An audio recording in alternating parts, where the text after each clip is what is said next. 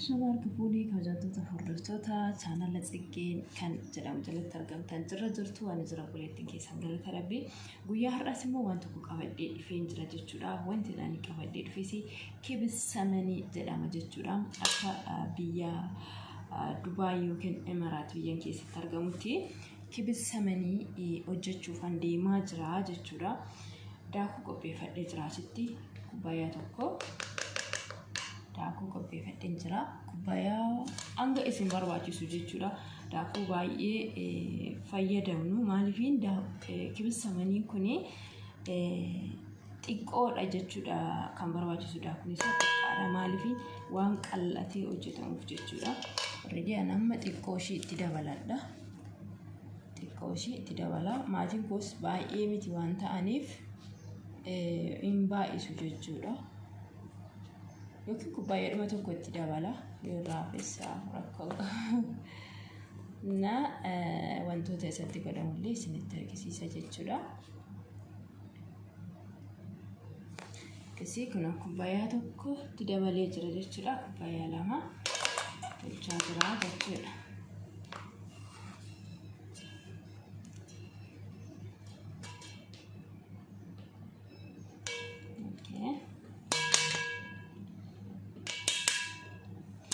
daakun isaa daakuu lakkoofsa tokko ta'uu qaba tokkoffaa isaa jechuudha okay kanatti aansee sukkaara sinii qaba sukkaara sinii aan jechuudha kun sinii tokko itti godhee jira ammas itti dabala sinii tokko itti dabala jechuudha sinii lamatti godhee sukkaara sinii lamatti godhee jira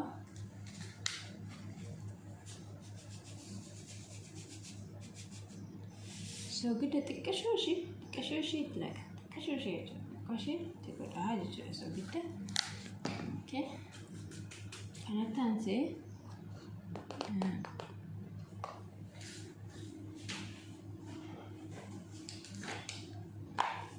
hirdi namni beekne jirtani already hirdi maankaa tokko itti godhadha jechuudha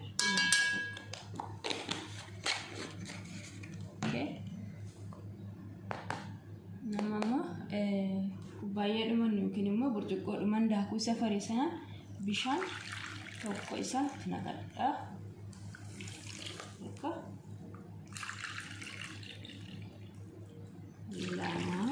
lama itti godhee jira jechuudha ammaa fi garuu itti dabala itti na dabalchiisa jechuudha itti na dabalchiisa yeroo inni itti na dabalchiisutti immoo itti dabaladha jechuudha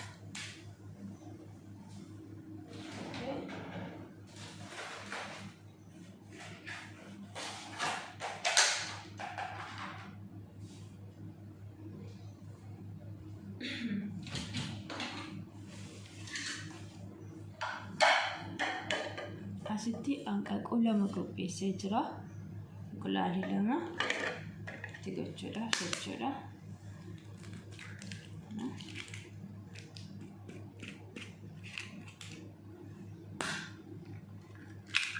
kulaalii lama itti godhee jira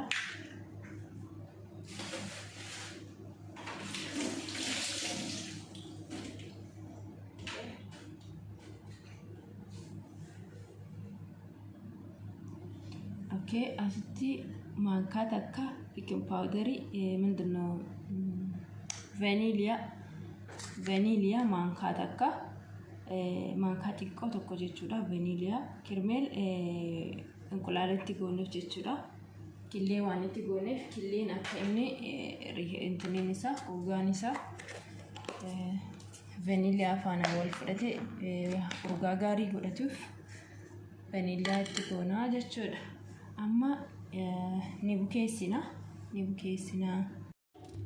kana akkuma beekamu fideen jira dursee garuu akka inni daakuun isaa na jala intinin jenne hin bittinnoofne akkasitti tooni maashinaan baniin akkasittiin waliin gaha jechuudha akkasittiin waliin gahee sanaan booda maashinaan immoo bukeessa maashinatti banee jechuudha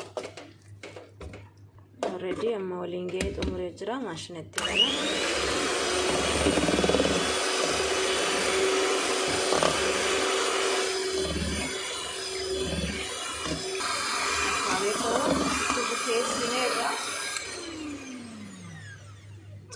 jirra jechuudha. Bukeessuu isaanii badaa tursiisuun barbaachisu waanuma xiqqoo wayii tursiisna jechuudha.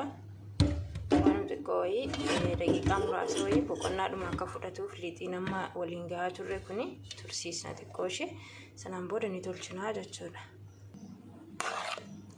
Akkasiidha. Isaa akkasitti qallataa jechuudha. Garuu booda xiqqoo tursiisne jechuudha. Yeroo inni xiqqoo waan jabaatu yoo ta'e bishaan itti dabalannaa qallaa ta'uu qaba. Maaliif maxabashaatti hojjetama. Yoo maxabashaarra dafee nu deemuu qaba jechuudha. Yeroo irratti goonu dafee irratti wal ga'uu baate in furdata. Kibissamaniin immoo yeroo hojjetamu furdachuu hin qabu. Haphii isaatti hojjetama jechuudha. Haphii isaatti hojjetama. Kanaaf xiqqoo tursiisne walitti deebina.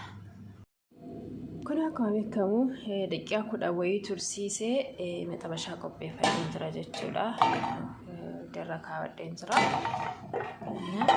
Akkasuma lixichirree kun asitti qophaa'ee jira jechuudha. Daqiiqaa 10 wayii tursiiseen jira. Innaa tolchina walumaan ilaalla tolchine jechuudha. Iddoo kanatti samanii jira jechuudha. Dhadhaa saman jedhanii garuu maal akka ta'e hin beeku. Biyya keenyatti dhadhaadhuma miti wanta kun maqaan isaa waan biraa qaban fakkaatu yookiin immoo akka shanooti natti fakkaata ilaalu. Isa kanadha. Isa kanaan hojjetama jechuudha. Akkaataa isaa walumaan ilaalla.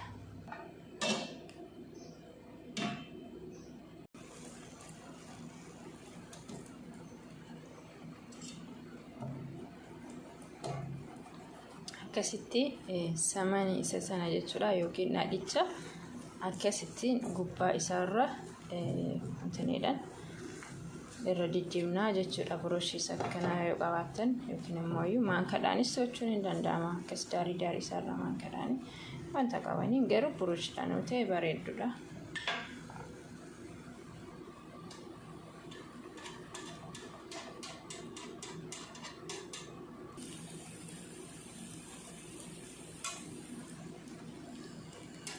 Akkasitti bilchaatee jira jechuudha.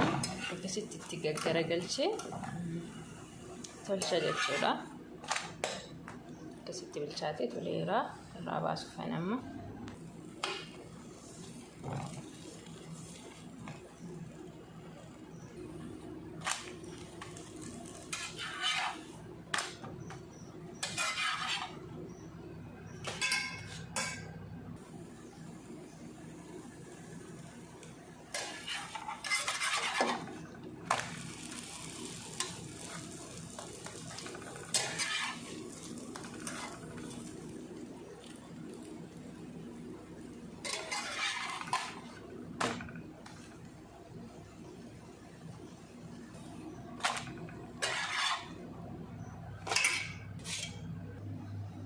Kun xumureen